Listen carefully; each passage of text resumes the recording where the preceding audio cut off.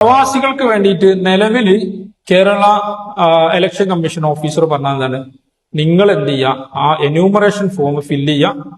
എന്നിട്ട് നിങ്ങളുടെ വീട്ടിലുള്ള ഗ്രഹനാഥൻ ആരാണുള്ളത് അവര് നിങ്ങൾക്ക് വേണ്ടിയിട്ട് ഒപ്പിട്ട് ഫില്ല് ചെയ്ത് കൊടുക്കുക എന്നാണ് നിലവിലെ സാഹചര്യത്തിൽ പറഞ്ഞിട്ടുള്ളത്. പക്ഷേ ഇതില് ഒളിഞ്ഞിരിക്കുന്ന കുറെ കാര്യങ്ങൾ നമ്മൾ പ്രവാസികൾ മനസ്സിലാക്കണം. അതിൽ മനസ്സിലാക്കേണ്ട കാര്യം വെച്ചാൽ, ഒന്ന്, ഇന്ത്യയിലുള്ള ഒരാള് നമ്മുടെ നാട്ടിലെ പുറത്ത് താമസിക്കുമ്പോൾ അങ്ങനെ ഒരാളുണ്ട്. ഉദാഹരണത്തിന് ഞാൻ ബാംഗ്ലൂരോ ചെന്നൈയിലോ വർക്ക് ചെയ്യണമെന്ന് കരുതിക്കോളി. അപ്പൊ BLO നമ്മുടെ വീട്ടിലേക്ക് വരും. നമ്മളെ വീട്ടിലേക്ക് വരുന്ന സമയത്ത് നമ്മൾ അവിടെ ഉണ്ടാവോ? നമ്മൾ അവിടെ ഇല്ല. പക്ഷെ നമ്മൾ ഇന്ത്യയിലുണ്ട്. അങ്ങനത്തെ ആളുകൾക്ക് എന്ത് ചെയ്താൽ മതി, നമ്മുടെ ഗ്രഹനാഥൻ ഒപ്പിട്ട് കഴിഞ്ഞ് വെരിഫൈ ചെയ്ത് കഴിഞ്ഞാൽ നമുക്ക് ആഡ് ചെയ്യാൻ പറ്റും. അതേ സമയത്ത് നമ്മളൊരു പ്രവാസിയാണെന്നുണ്ടെങ്കിൽ നമ്മളെ ഗ്രഹനാഥൻ ഒപ്പിട്ട് കഴിഞ്ഞാൽ ആ ഒപ്പിട്ട പേപ്പർ ബൂത്ത് ലെവൽ ഓഫീസർ അതിൽ എഴുതി വെക്കും, എന്താണ്, നോൺ റെസിഡൻസ് ഇന്ത്യൻ, ഇന്ത്യയിൽ താമസിക്കാത്ത ഇന്ത്യൻ. അപ്പൊ അങ്ങനത്തെ ഒരു നിലവിൽ വരുമ്പോ സമയത്ത് അവരെന്ത് ചെയ്യും, അത് സബ്മിറ്റ് ചെയ്യും. അത് സബ്മിറ്റ് ചെയ്ത് കഴിഞ്ഞിട്ട് അത് അവർക്ക് വേണമെങ്കിൽ തള്ളാം, അല്ലെങ്കിൽ എടുക്കാം.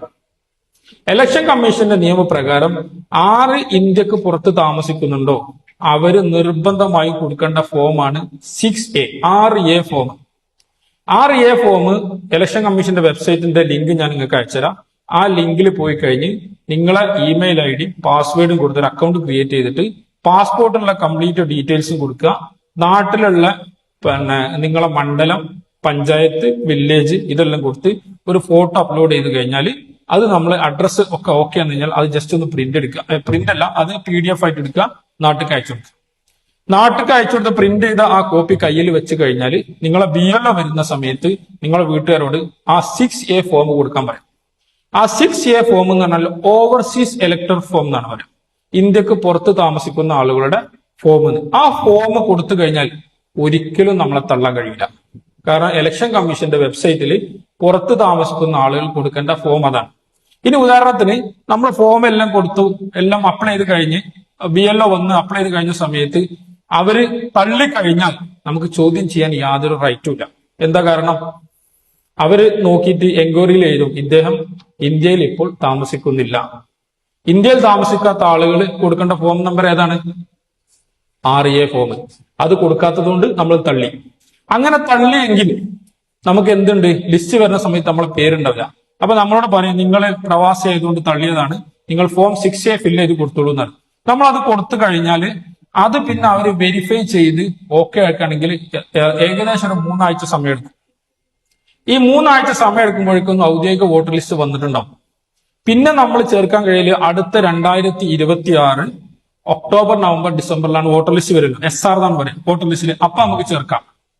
അങ്ങനെയാണെന്നുണ്ടെങ്കിൽ നമുക്ക് അടുത്ത നിയമസഭാ ഇലക്ഷനിൽ വോട്ട് ചെയ്യാൻ കഴിയില്ല. അപ്പൊ ഇപ്പൊ ഉദാഹരണത്തിന് നമ്മൾ ഈ ഇലക്ഷൻ കമ്മീഷന്റെ ഈ SIRന്റെ ഉള്ളിലുള്ള നിഗൂഢത നമുക്കറിയാലോ. മാക്സിമം ആളുകൾ അവർ ഒഴിവാക്കാൻ ചാൻസ് ഉണ്ട്, നിയമപരമായിട്ട് ഒഴിവാക്കാൻ ചാൻസ് ഉള്ളതാണ് പ്രവാസികളെ. കാരണം കേരളത്തിലുള്ള ആളുകൾക്ക് കുറെ അറിവുകളും പൊളിറ്റിക്കലി നോളജ് ഉള്ളത് കൊണ്ടും അവരെ നിയമപരമായി അല്ലാതെ ഒഴിവാക്കാൻ കഴിയില്ല. നിയമപരമായിട്ട് അവർക്ക് ഒഴിവാക്കണം എന്നുണ്ടെങ്കിൽ 6A ഫോം ഫില്ല് ചെയ്യാത്ത ആൾക്കാരൊക്കെ ഒഴിവാക്കാം.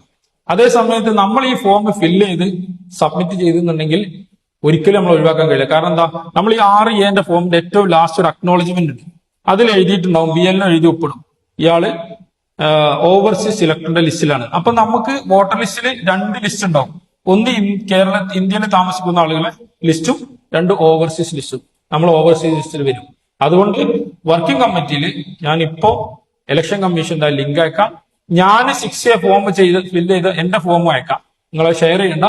അപ്പൊ നിങ്ങൾക്ക് മനസ്സിലാവും ഇത് എങ്ങനെ ചെയ്യാൻ പറ്റുന്നില്ല. ഏറ്റവും സേഫ് സൈഡിൽ നമ്മൾ നിൽക്കണം എന്നുണ്ടെങ്കിൽ ഇപ്പൊ തന്നെ 6A ഫോം ഫില്ല് ചെയ്യാം.